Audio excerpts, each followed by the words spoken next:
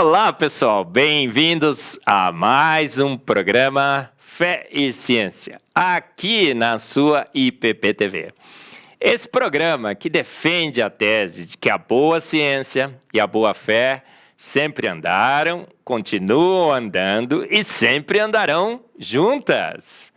Um programa que tem entrevistado grandes homens, grandes mulheres, que através do exercício da ciência, do estudo da ciência, tem percebido claramente os atributos invisíveis do nosso grande Deus, as suas assinaturas no universo e na vida.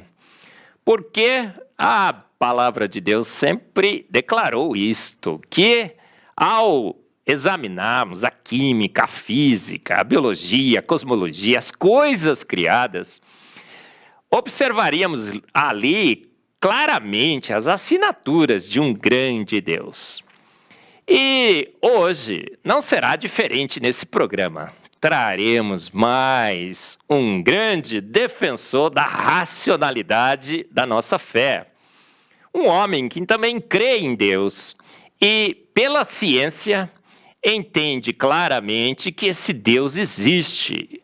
Ele consegue, então, dar boas razões para a sua esperança. Olha que legal! Mais um grande entrevistado, convidado aqui no Fé e Ciência. Mas não poderemos revelar a sua identidade. Inclusive, ele trabalha muito com a gente ali na Sociedade Brasileira do Design Inteligente, participa das nossas lives e tudo mais. E nós, portanto, como não podemos revelar a sua identidade, porque talvez as forças do mal não fiquem muito satisfeitas com essa revelação, por não poder revelar a sua identidade, chamaremos do programador misterioso. Então vamos conhecê-lo através dessa nossa referência de programador misterioso. Programador misterioso, um privilégio muito grande de ter você aqui no Fé e Ciência. Boa tarde, Eberlin. Boa tarde, espectadores da IPP-TV. A honra é minha de estar aqui com vocês, partilhando desses momentos aqui de um diálogo que reforça a nossa fé, que enobrece a nossa ciência, porque a gente deve procurar as evidências até onde elas nos mostrarem, né? Então, estamos aqui para o nosso diálogo aqui. Muito bem, programador misterioso. Poderia falar pelo menos as áreas que você atua? Eu acho que seria muito importante, porque ficam achando aí, programador, que cientista bom é cientista ateu, que se você estudar um pouco de ciência, você se afastaria de Deus. A programação, quanto mais você trabalha em programação, você vai perceber claramente que os códigos evoluíram, que o DNA foi uma evolução num acidente cósmico congelado, segundo Francis Crick e tudo mais.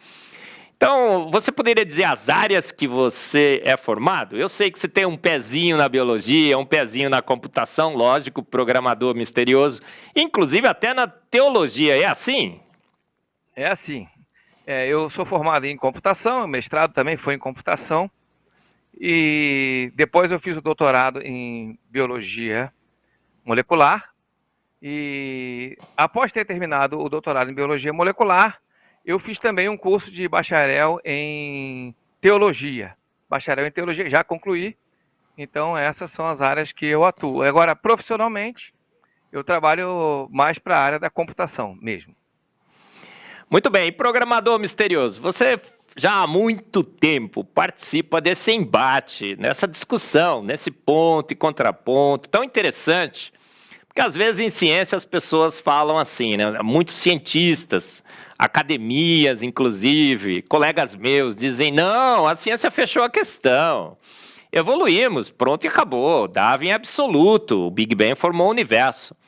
Mas não deveria ser assim, a ciência é a busca pela verdade. E mesmo quando a gente acha que encontrou a verdade, não devemos achar que de fato encontramos a verdade. A ciência é a cultura da dúvida e tudo mais. E você tem participado desses debates e me disseram aí que desde o tempo do Orkut é assim? É isso mesmo. participava de grupos do Orkut de discussão, de debates sobre essa questão do design inteligente, com algumas pessoas que você já conhece. Não vou citar aqui, mas algumas pessoas que já são da época do Orkut.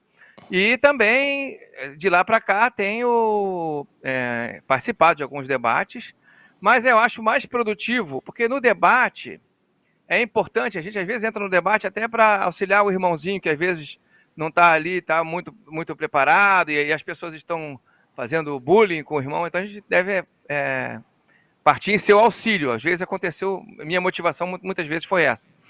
Mas eu acho que essas lives, né, do TDI Brasil são excelentes, porque elas evitam a polêmica e elas expõem os argumentos, e a pessoa honestamente e sincera vai atender aos argumentos e vai ter, no mínimo, bons motivos para, se não adotar o que a gente está propondo, pelo menos vai ter respeito pela nossa, não, uma posição respeitável.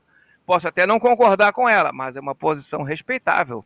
Uma posição que não é uma posição de pessoas ignorantes, não, uma posição respeitável. Então, acho muito bom esse trabalho da TDI Brasil, um trabalho pioneiro e vai dar muitos frutos.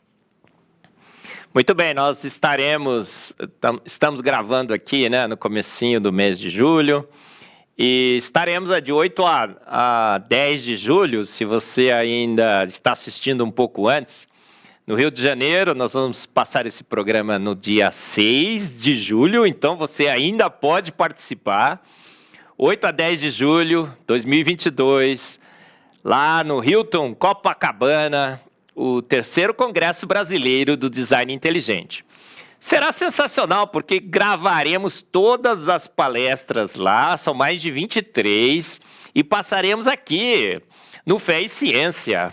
Olha que coisa fantástica, que oportunidade incrível de você conhecer as evidências que corroboram a percepção clara que todos temos que um grande Deus fez todas as coisas.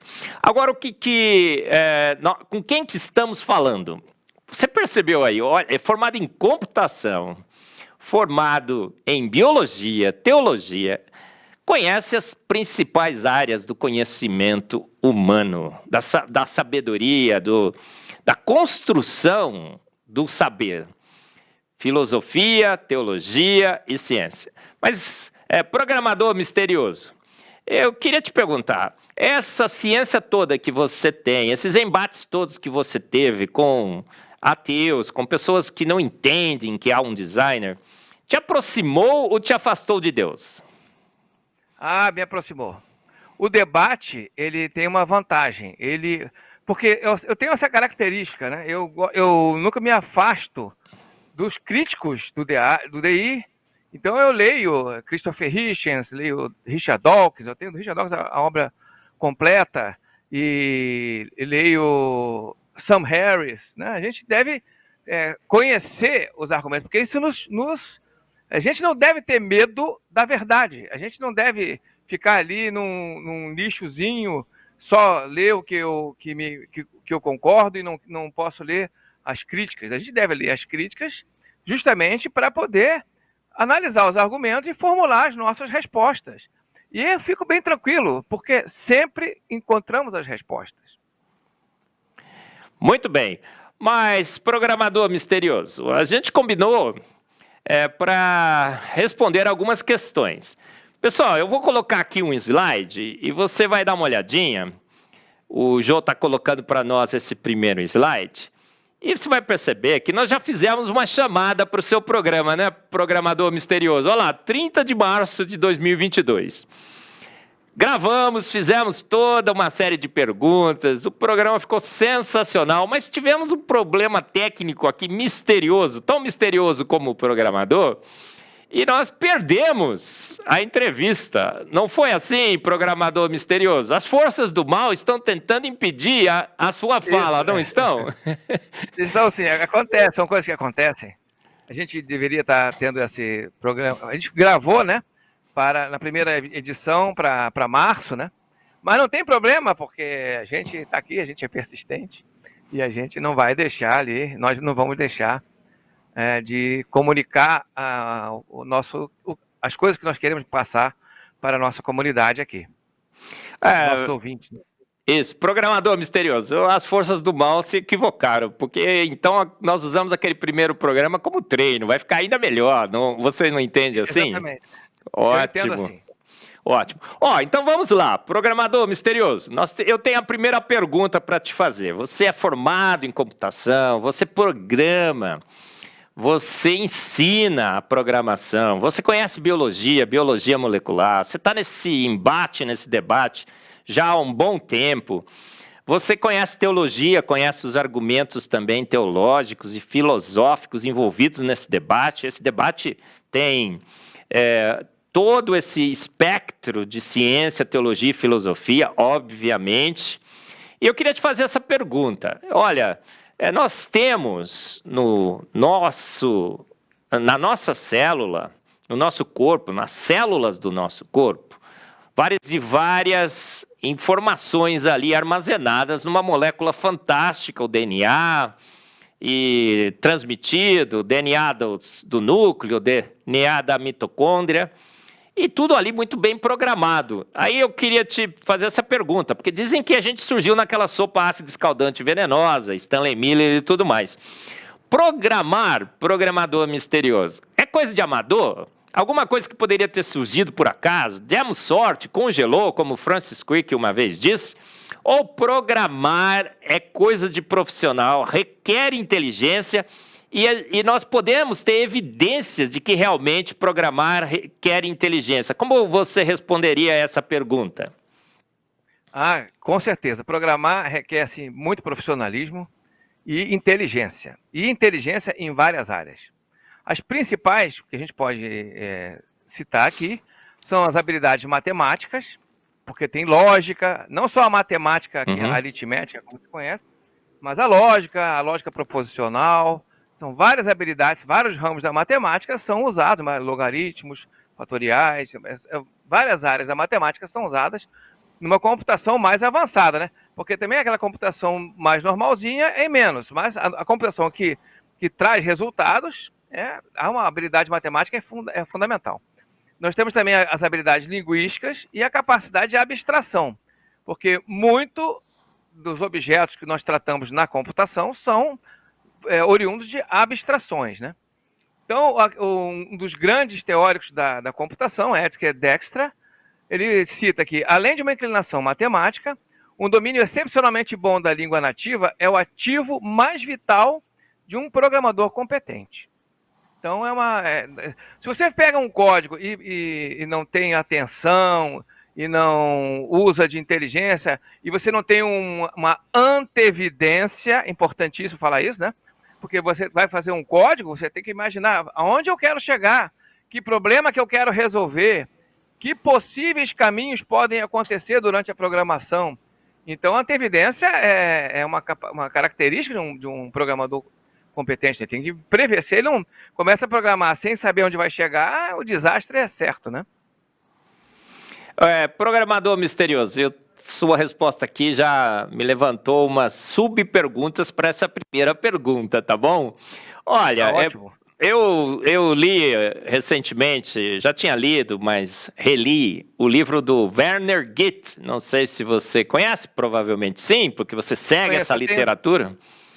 Sim, eu tenho 2 livros dele lá. Isso, no princípio havia informação, in the beginning was information, alguma coisa assim. Ele disse que a informação tem 5 níveis e requer uma inteligência absurda, porque você precisa estabelecer os seus símbolos, você precisa dar significado a esses símbolos, você precisa organizar esses símbolos, você precisa estabelecer uma estratégia, quantos símbolos serão necessários para representar uma parte dessa informação. Tipo no código ASCII, 1.1000001 é a letra A.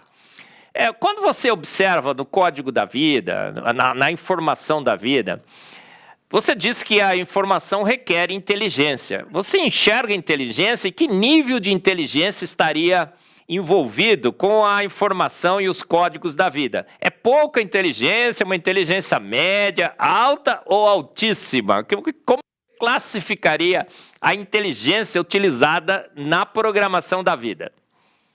A inteligência, segundo a própria escala do Werner-Gitt, seria os 5 níveis que ele coloca, né?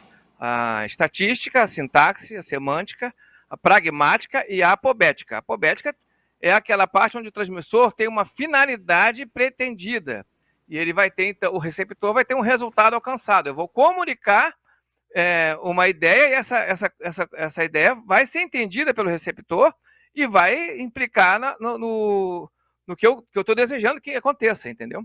Então, no nível apobético, a finalidade que o remetente tem com a informação transmitida é levada em consideração. Cada bit de informação vai ser intencional. Cada pedacinho da minha informação é intencional. Tem uma intenção. Nesse nível, então, se leva em conta a informação transmitida, indica e o que ela implica. Então, um exemplo disso bem claro, né? Nós temos ali na tradução que a gente, você tem lá as bases nitrogenadas, né? E vão gerar os aminoácidos. Então ali ele tem uma intenção. Quando eu botar lá uma determinada combinação de 3 bases nitrogenadas, vai resultar num aminoácido que vai ser incorporado na proteína que está sendo gerada, né? Então há uma comunicação. Não é só um sinal elétrico que é transmitido, não, mas tem uma intenção. E não só isso, né? A gente vê coisas assim maravilhosas numa célula humana, quando o transporte, né, de mitocôndria de um lado para o outro. Então, a informação no mais alto nível, né? No mais alto nível que a gente pode encontrar lá na nossa célula humana, né? Sim, programador, e inclusive eu acompanho, né, esse debate também, leio bastante. E foram analisar a estratégia que foi utilizada, 4x3. Você tem 4 bases organizadas 3 a 3, codificando os aminoácidos, 4x3. No código binário que nós temos nos computadores, é 8x2, né? São 0 ou 1 em 7 combinações, mais um lá para duplicar a integridade da informação, é um cross-checking lá, alguma coisa assim. É 2x8, 4x3. E eu acho que é no livro do Gitt também, do Werner Gitt, ele diz assim, o 4x3 é de longe a melhor forma de você codificar. Concorda com isso também? A gente, se ganhamos na loteria cósmica com um código, ganhamos o melhor de todos?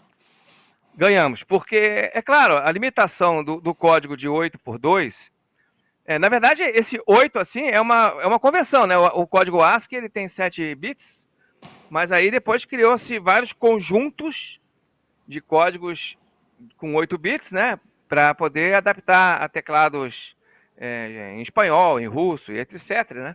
Então ficou o código ASCII estendido com 8 bits, né? Com 8 bits. Mas qual é a limitação? A eletrônica, ela tem uma limitação que ela é do código binário, né? Passa corrente, não passa corrente, o nível de sinal é 5 volts ou é 0 volts. Tem várias maneiras de você perceber isso, né? E a natureza não se limitou a isso, ela usou 4 bases nitrogenadas, adenina, guanina, timina, citosina. Então ela tem uma capacidade melhor. O bit da biologia é mais forte, tem mais poder, né, do que o bit. Não deveria nem se chamar de bit, né? Seria alguma coisa como teria que inventar um termo que envolvesse 4, né? Tetrite, alguma coisa parecida. Sim, São 4 possibilidades, né? Seria, botando para matemática, ficaria 0, 1, 2 e 3 em cada uma das posições. E aí, Perfeito. Por isso, em vez de ter um byte longo de 8 bits, você tem um byte mais curto de 3 essas bases, é o que a gente chama de códon, né?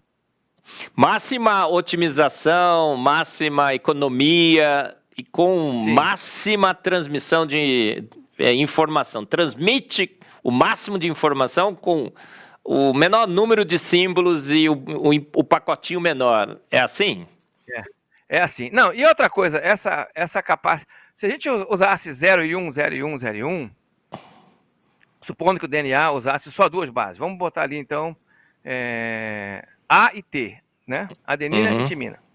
Então, nosso DNA ficaria com um código mais comprido, porque se eu tenho que representar, por exemplo, uma determinada uma combinação, eu teria que usar 8 seguidos. O meu código teria 8, né? 8 não seria, porque, como são 64, teria 6. Né? Vamos fazer o paralelo. Então, teria 6 dessas bases. A, T, T, A, por exemplo. Seria uma. Então, né? O que acontece é que, se houvesse alguma falha e um A virasse T, então ficaria A, T, T, T, A, né? Quando originalmente era A, T, T, A. O que acontece é que os mecanismos de reparação não seria mais difícil de acontecer a reparação. Por quê? Porque a fita, para começo de conversa, ia ter dificuldade de se enrolar, né? Porque ela ia estar toda homogênea, né? Ia ficar uma tripa assim, né? Na hora que acontece uma alteração, por exemplo, se eu tenho um CG e um AT, e esse A vira C, aí a minha dupla fita fica mais afastada, às vezes fica mais apertada. Então, os mecanismos de reparação têm mais facilidade para agir nisso aí. Então, é brilhante a nossa arquitetura de armazenar informação, é brilhante. Além, né, programador, que nosso DNA é todo esticado, já tem 2 metros. Já pensou com esse código? Teria muito mais. Pelo menos umas 4, 5 vezes mais, 7, 8, 9. Não caberia dentro da célula. Mas vamos passar para... Sim. Não, pode falar. Não teria aquela estabilidade, não teria tanta estabilidade, né? Isso. Frio ali, né? Ia desnaturar facilmente. Mas, programador misterioso, a segunda pergunta já está no ar, né? A programação usa códigos? Porque a gente ouve dizer que código só emana de mente inteligente. O código ASCII, uma mente inteligente. O código de barras, o código Morse, foi Samuel Morse que fez. A programação necessariamente precisa de códigos? Sim. Você implementar uma programação sem códigos é infactível, né? Então, ela precisa de códigos para a gente poder armazenar informação de maneira organizada, ordenada, né? Você citou muito bem o código Morse, nós temos também aquele código Baudot, do antigo Telex, que é só quem é da minha geração que lembra ainda do Telex, né? É o código Baudot de 5 bits, seria assim, né? E na computação nós temos, então, o código ASCII, que é o código 7 bits, que depois foi estendido para 8 bits, e hoje em dia a gente usa o Unicode. O Unicode é um código maior, né? Que no seu padrão de hoje, no padrão mais recente 14, Unicode 14, tem 144.697 caracteres. Então, o Unicode permite ali que a gente veja aqueles caracteres em chinês, em hebraico, em grego, em russo. Até emoticons também aparece, né? Então, aqui, por exemplo, aqui embaixo eu deixei um exemplo de alguns caracteres em grego, né? Tem a letra pi, rho, sigma, etc. E da letra grega, porque são codificados no nosso novo padrão chamado Unicode. Mas são códigos, a programação não tem jeito, ela vai trabalhar sempre com códigos. E código necessita de um codificador? Ou ele poderia aparecer assim, por acaso? De repente, não. Alguns processos naturais estabelecem o código? Não, tem que ter exatamente, precisa ter, porque assim, se eu tenho um código, esse código tem que fazer a função, ele tem que ser entendido, né? Por exemplo, é por isso que, por exemplo, a gente pode pegar um trecho de algum DNA nosso e colocar lá numa bactéria, num daqueles DNA circulares, e ela vai começar... A gente faz isso, por exemplo, para trabalhar para a produção de insulina, né? Uhum, e a sim. bactéria, que em termos assim da escala de Linnaeus está bem longe da gente, ela entende o nosso DNA e reproduz aquelas proteínas, vai reproduzindo aquelas proteínas como se fosse aquilo natural dela. Ela recebeu aquele código e ela sai fazendo. Né? Então, ela entende a nossa linguagem. Essa linguagem seria o assembler da vida, né? Aquela linguagem mais básica, ela entende. Ela traduz, né? Eu lembrei de um código ainda mais antigo, programador. Aquelas sinais de fumaça dos índios americanos. Lembra daqueles filmes de faroeste? Lembro. Aquilo lá também é uma mensagem codificada, é uma mensagem, uma transmissão, não é, de informação entre o sender, o índio, e o outro índio, que era o receiver, que recebia aquilo. Aquele código a gente fala que é arbitrário. Arbitrário é livre-arbítrio, né? É escolha de quem está envolvido. O código é arbitrário?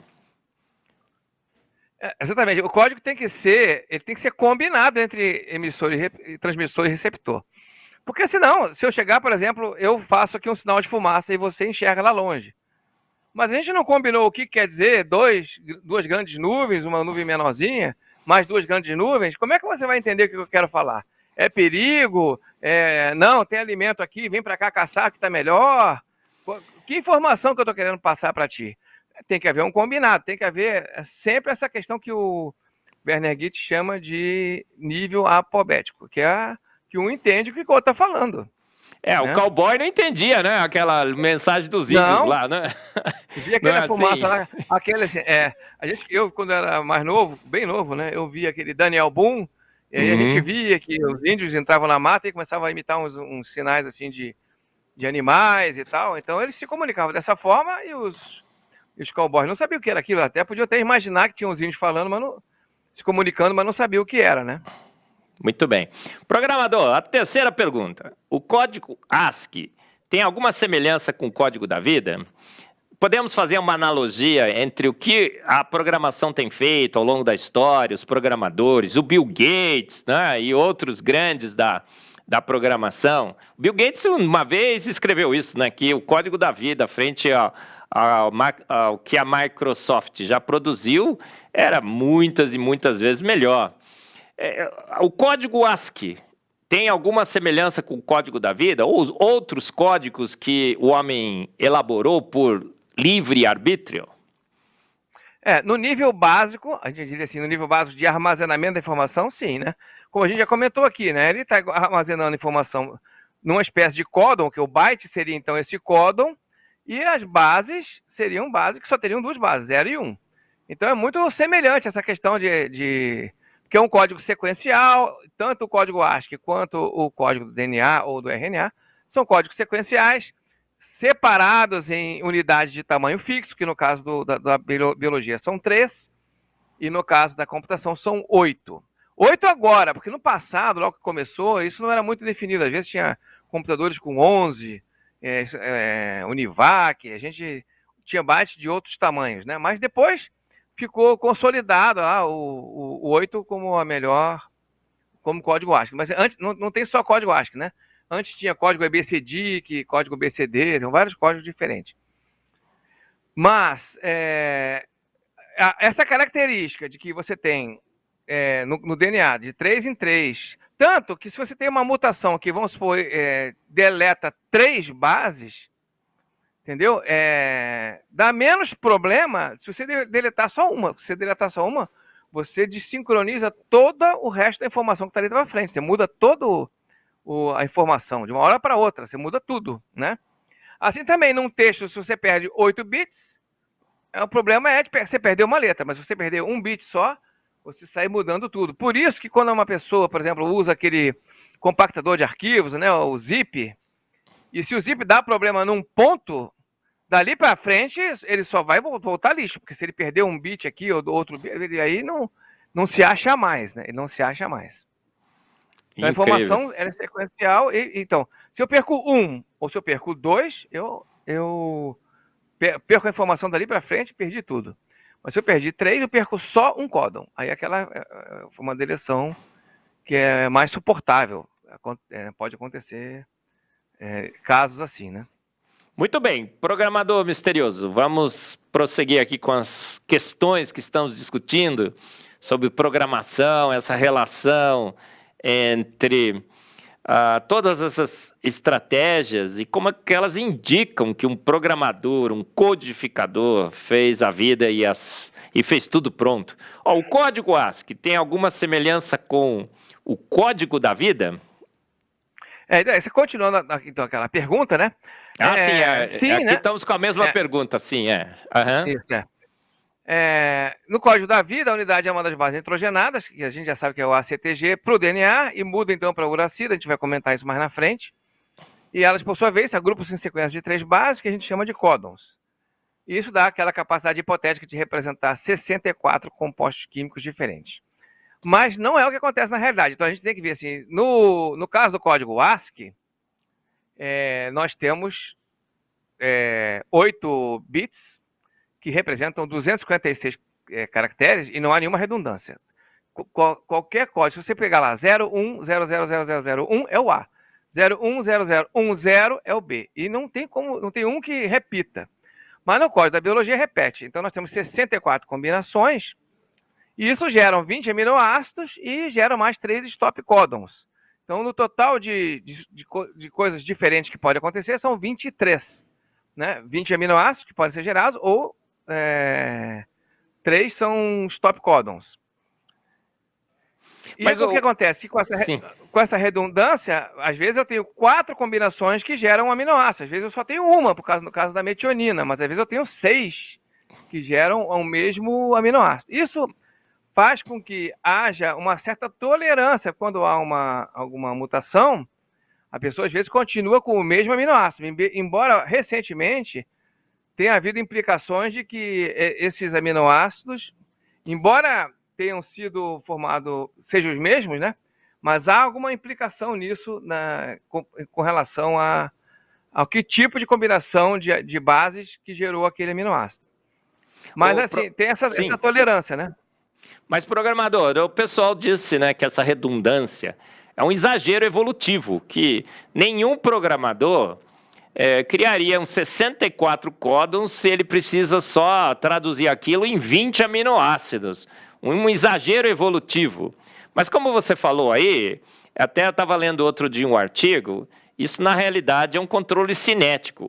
Cada códon que codifica o mesmo aminoácido, eles não codificam esse mesmo aminoácido na mesma velocidade. Seria um jogo de cinética.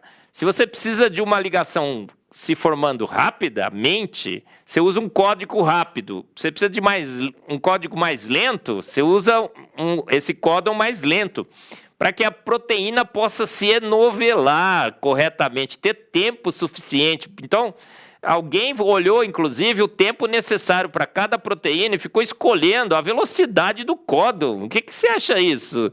Essa eu estou aprendendo agora.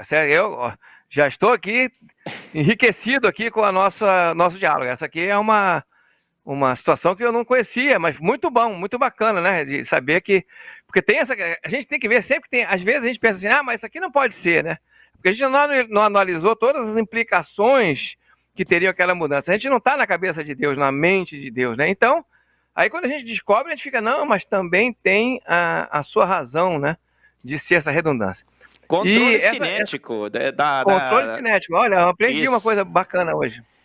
Olha, se a proteína se anovela rápido, ele pega um códon rápido. Se ela precisa de mais tempo, que ela é mais complexa, ele usa um códon mais lento. Incrível. E um monte de estratégia também, porque as mutações ocorrem quase sempre na última letra. Estava lendo sobre essa redundância magnífica. Mas, programador, preciso avançar aqui, na próxima. Opa, esse aqui é diferente. Próxima. Olha, o código ASCII tem alguma semelhança com o código... Olha, é a mesma pergunta. Você vai dar mais detalhes, só, né? Sim. Mais detalhes. Uhum. Essa tabelinha é o que a gente acabou de falar, por exemplo. A gente pode ver que a leucina, ela tem 6 seguidos. Ó. Começa lá no UA e vai até no CUG, né? Aí a gente vai pegar os 3 top códons, estão ali, ó, UAA, UAG, UGA, é os top códons. E temos a metionina, que é a única que tem ali a UG, né? Então, é o que a gente acabou de falar, né? E essa velocidade dessa cinética é impressionante. Aprendi, gostei de ter essa informação aqui, né? Com certeza os ouvintes também vão gostar, porque é bacana isso. Porque a gente sabe que a dobrar uma proteína, embora tenha aquelas em geral, os aminoácidos mais lipofílicos vão ficar no meio e os hidrofílicos vão ficar na ponta, no geral, né? Mas que também tem outras variáveis que pode acontecer, né? Que é ponte de hidrogênio, ligação de enxofre, assim, são outras características. Algumas proteínas têm dificuldade, mesmo assim, de se enovelar, né? Então, até precisa das chamadas chaperonas, né? Para poder elas se enovelarem direito. E daí, por exemplo, aquele mal da vaca louca, né? Dos príons, é justamente esse defeito nessa área aí que sai enovelando proteína de maneira diferente, né? Mas podemos vida passar, é coisa então, de profissional, né, programador? Programar é vida, é coisa de profissional. Não é para amador. E a biologia agora, mais ainda. Não.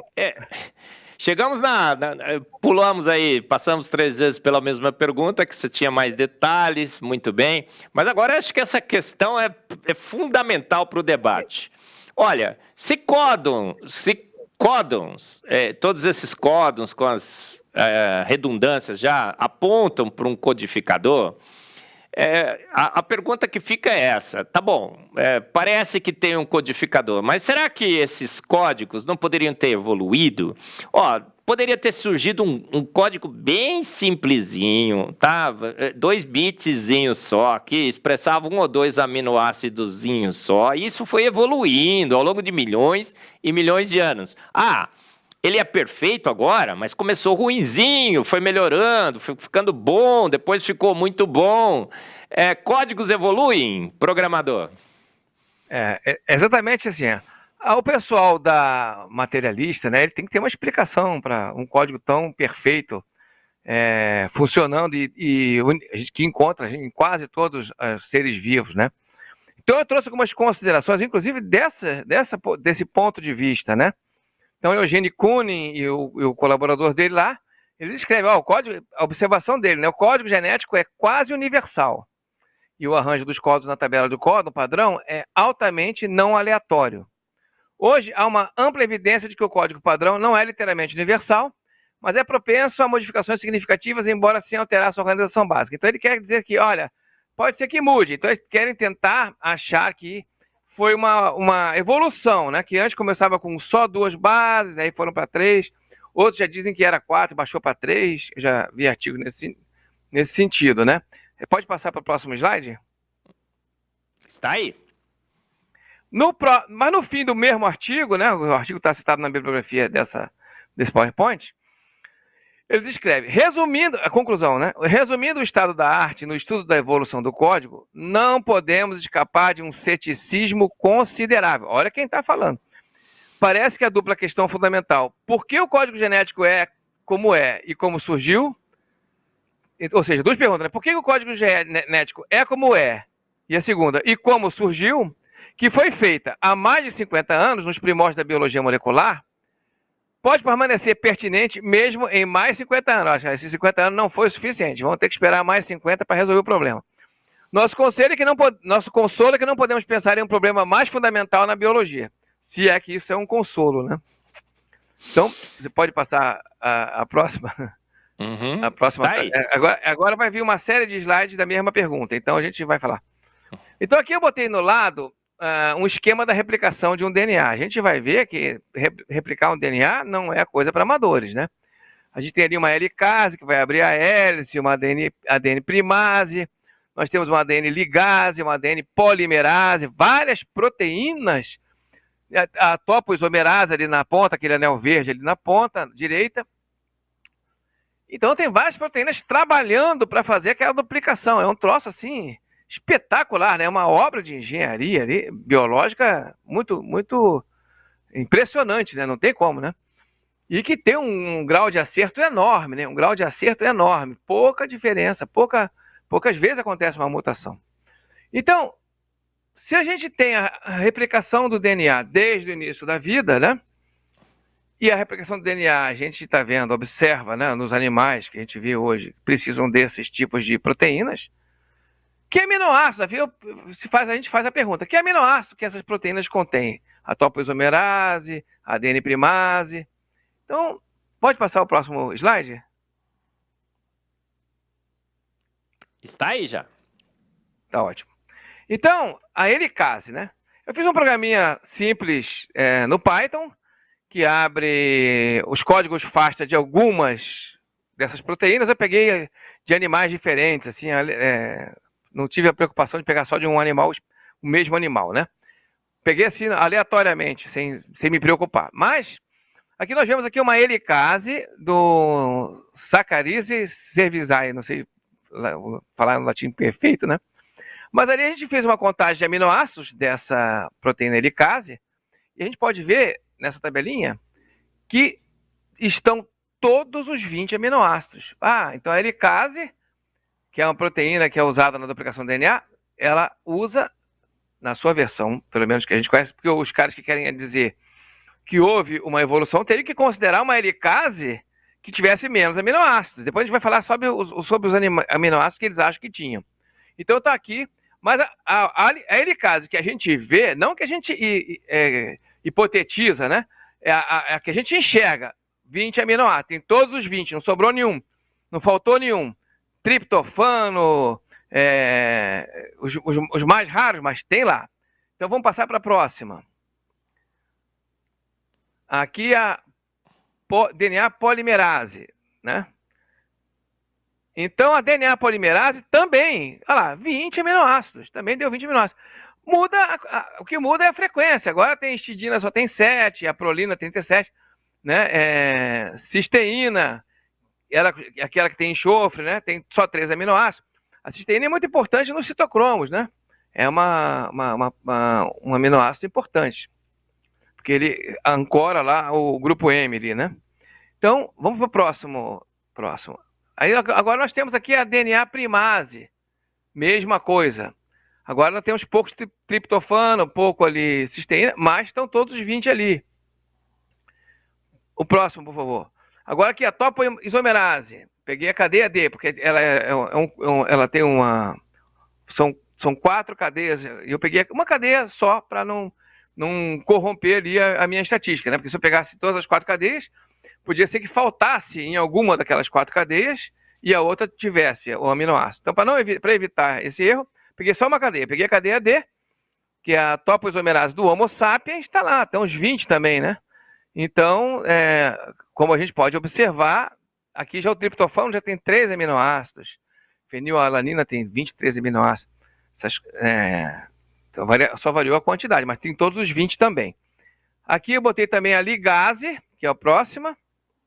Cadeia D também, porque são várias cadeias. Você vê que na imagem ali, você pode ver que tem a fita de DNA em volta na proteína. A proteína está em volta da fita de DNA. Então nós temos também os 20 aminoácidos. Ou seja, nas 5 proteínas que a gente viu da duplicação do DNA que eu escolhi para analisar, todas as 5 têm todos os 20 aminoácidos. Então, isso traz uma explicação necessária. Porque se o código primitivo, se existisse um código primitivo, que como alguns dizem, né? Como exemplo, tem um paper aqui, recente, o paper de 2020, setembro de 2020, evolução do código genético, evidência do código da serina numa disparidade no Escherichia coli.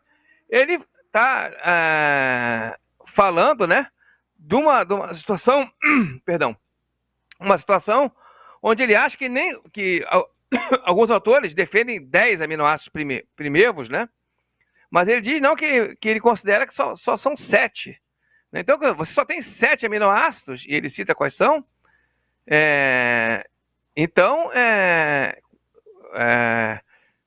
Porque, em geral, quem alega esses 10 são aminoácidos que são identificados em meteoritos, né? Glicina, alamina, ácido aspartico, glutamina, valina, serina, isoleucina, leucina, prolina e treonina. Então, esses 10 aqui, como é que eu vou fazer uma ligase, uma topoisomerase, que hoje tem 20 e eu só tenho 10 para trabalhar? Como é que eu vou conseguir as mesmas dobras, as mesmas alfa-hélix, as mesmas fitas betas, ou pelo menos parecidas, que possam ter a mesma função, né, que tem essa nossa proteína, que exige 20 aminoácidos? É uma explicação difícil de dar. Então, eu sou cético dessa questão da evolução do código genético. Resumindo, eu sou cético, realmente cético, dessa evolução do código genético. Aliás, é um assunto que eu vou me dedicar até mais daqui para frente, porque estou achando muito interessante isso. A gente pode explorar muito essa questão.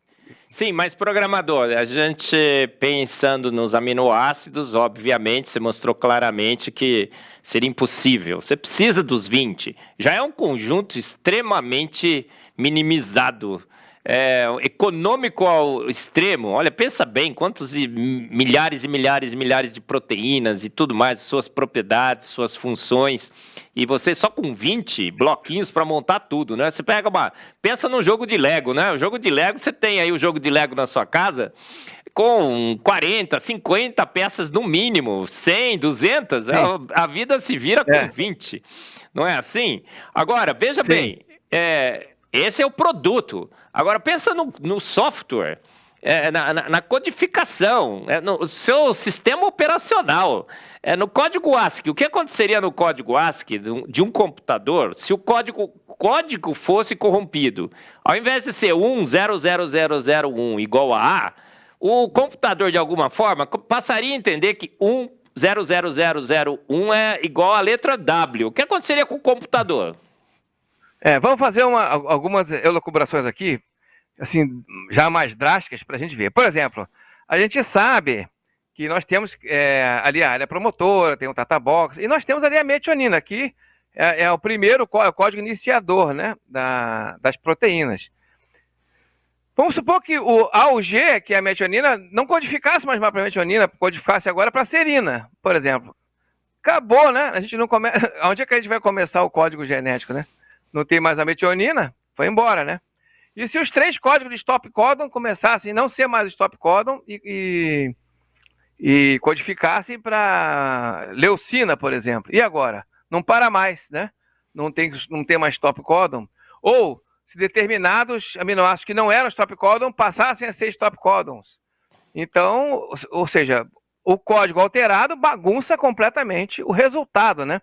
E não seria, e seria um resultado muito diferente de uma mutação, porque uma mutação ele vai estragar um gene lá, né? A gente tem uma mutação, por exemplo, para quem tem aquela doença da fenilcetonúria, tem um gene que está defeituoso, e a pessoa tem aquela doença que é detectada no teste do pezinho, da fenilcetonúria, né? Tem que comer alimentos com pouca fenilalanina, né? Mas se eu mudei o código e, por exemplo, toda vez que eu encontrava uma determinada combinação, ele passou a ser um stop codon, né? Passou a ser um stop codon. Por exemplo, toda vez que for C, que seria uma prolina, né? Que é aquele aminoácido que tem um anel de 5 lá. Não, ele passou a ser um stop codon. Então, se tem um CCC no meio de uma proteína, a proteína vai ficar mais curta. E vai ficar mais curta, a gente não sabe o que vai acontecer. Mas não é uma que vai ficar mais curta. É todas as proteínas do aquele ser vivente. Você estragou tudo. É uma mutação cavalar. Geral, né? Bagunçou geral, mas aí vai dar um reset na máquina. Né? Então, assim, é muito complicado uma vida que está indo muito bem, e o filho nasce com essa, de alguma forma, com essa nova máquina que interpreta o código diferente. Acabou. Vai virar uma gelatina. Teria que sobreviver com essa mutação, né? Não pode ser. Você não pode destruir o mutante, não é assim? É o princípio básico da evolução. O mutante tem que sobreviver para que aquilo lá se encontre uma vantagem, mas ele simplesmente vai ser extinto de pronto, né? Porque todo bagunçou geral, não foi? Não, bagunçou. E as implicações são impressionantes. Por exemplo, se ele fosse um animal um pouco mais superior, um animal, por exemplo, sexuado, ele não ia encontrar uma parceira com o mesmo código, né? Ia dar uma maior confusão, né? Porque ele tem um tipo de processamento. A maquinaria dele trabalha de uma maneira, a maquinaria da parceira trabalharia de outra. Mas vamos supor que ele fosse, então, uma bactéria lá, uma bactéria simples, né? Que então tivesse esse novo código. O que ia acontecer? As bactérias, elas trocam informação para a sua defesa, elas transmitem pedaços de DNA, né? De uma para outra. Se ele recebesse o pedaço de DNA de uma outra bactéria, não ia significar a mesma coisa quando entrasse dentro da célula da bactéria receptora.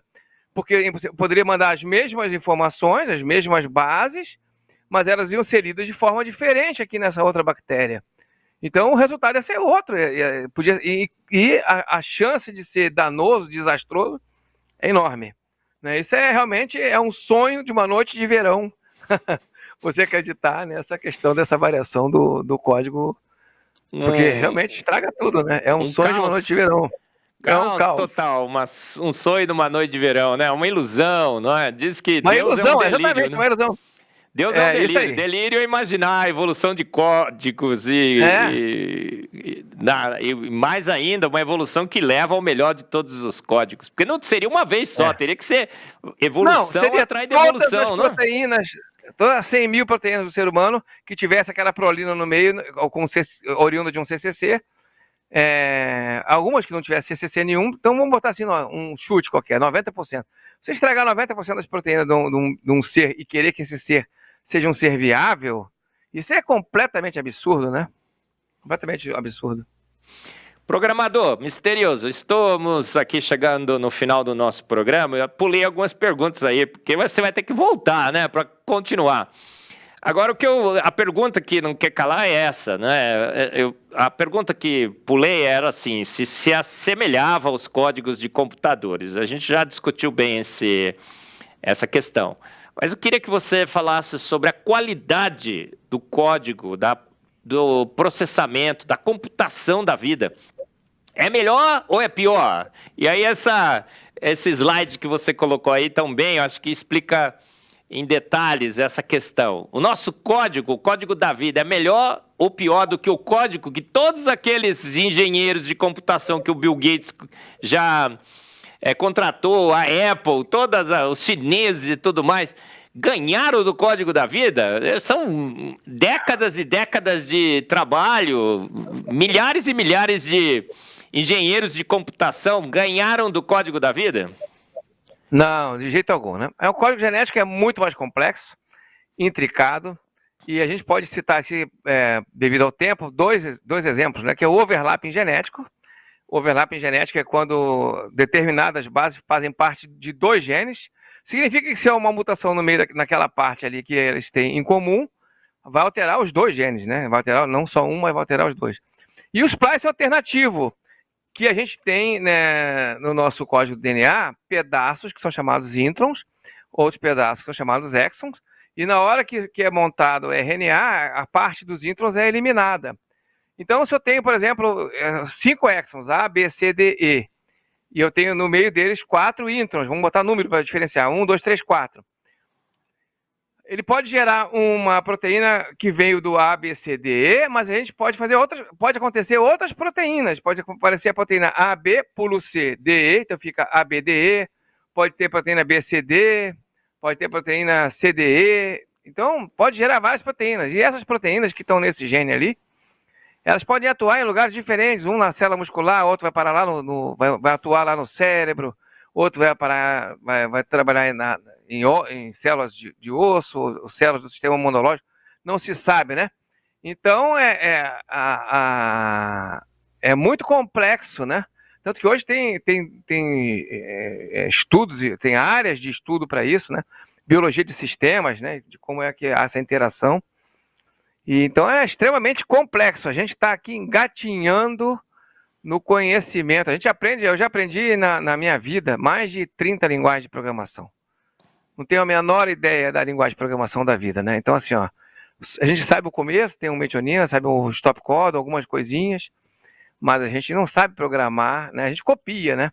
Fizeram algumas células, assim, tentaram pegar mais células, tirando determinados genes para montar uma célula nova lá, e fizeram algumas experiências, mas eles não criaram esses genes, eles pegaram genes que existiam em seres e fizeram uma nova montagem, um Lego, né? Destruíram um bonequinho de Lego e fizeram lá um cachorrinho com aquelas pedras, né? Mas não, as peças eles não projetaram, né? Assim, o que acontece com aquele código do gene, ninguém entende perfeita, tem uma vaga noção, né, do que acontece, né? Então a gente está engateando nisso aí e linguagem de programação, a gente estudando aprende a linguagem de programação, ela tem, então é um subconjunto, um subconjunto em termos de complexidade, da complexidade do código genético.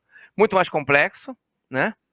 E o próprio Dawkins, depois de ter escrito o Gênio Egoísta, lá em 2003, que ele fala, o The Devil's Chaplain, né? O Capelão do Diabo, ele escreve os efeitos finais no corpo e no comportamento são quase sempre variados e difíceis de desemaranhar. Então aqui ele reconhece, né, a dificuldade que tem de a gente fazer um tracking, né, seguir o que está acontecendo E se eu mudar alguma coisa, o que vai acontecer, né? Isso cada vez que a gente estuda isso, são teses de doutorado para descobrir por que se eu fizer, né, um polimorfismo, se eu mudar ali um aminoácido na proteína, o que pode acontecer? Né, se vai aumentar ou vai diminuir a capacidade dele fazer a reação, né? Então, realmente é uma... Não, programador, a gente estava aqui escutando todos os argumentos. Queria falar sobre esse overlapping genético, tem um splicing alternativo. É um embaralhar de informação. Você começa a leitura de um ponto, depois passa para o outro.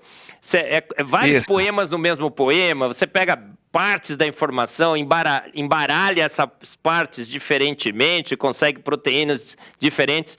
O splicing alternativo e o overlapping genético tornam o problema da evolução de códigos, do nosso código genético, mais simples ou mais complicado? Muito mais complicado. Isso é muito mais complicado. Né? Porque assim, é complicadíssimo, né? E não só com a questão da evolução do código genético, mas também com a questão da mutação. Acontece uma mutação que pode estragar, não uma proteína, pode melhorar uma proteína e estragar 5. Então, complica a questão da evolução, né? Olha, perfeito. Programador misterioso, nós estamos no final do nosso programa, uma pena. Todos que têm nos acompanhado, você teve uma ideia da complexidade da informação da vida, o nosso código, da impossibilidade. O programador misterioso foi bastante educado com Darwin, com a evolução darwiniana. Ele disse que ele é cético em relação à evolução, mas a gente sabe que a evolução não é impossível. É impossível do impossível, do impossível, do impossível. É impossível elevado a várias e várias ordens de grandeza. Toda essa complexidade, essa informação, esse código tão intrincado, todo interrelacionado, só poderia ser obra de um ser extremamente inteligente que ganhou aí de ordens e ordens de grandeza todo um arsenal de engenheiros de computação. O programador misterioso, que é craque nisso, disse, olha, nem eu até hoje consegui entender muito bem, já aprendi 30 programas, linguagens diferentes, códigos diferentes, não consigo entender. Ninguém conseguiu ainda sequer desvendar muito bem como tudo isso funciona. Magnífico, não é? Programador misterioso, se você tem aí agora, a gente tinha muito mais que poderíamos falar, você apresentou aqui algumas respostas, a gente tinha muito mais perguntas, mas passamos a mensagem principal. Nós temos apenas um minutinho aí para o final do nosso mais um Fé e Ciência, então vou te dar 1 minuto para suas considerações finais. O que o código da vida de fato significa para essa grande questão de fé e ciência? A ciência confirma ou refuta Deus com o código da vida? A ciência, ela apoia, com certeza, né, a existência de um design inteligente, que a gente sabe, eu, particularmente pela minha fé, vejo o design inteligente como Deus, mas há pessoas que trabalham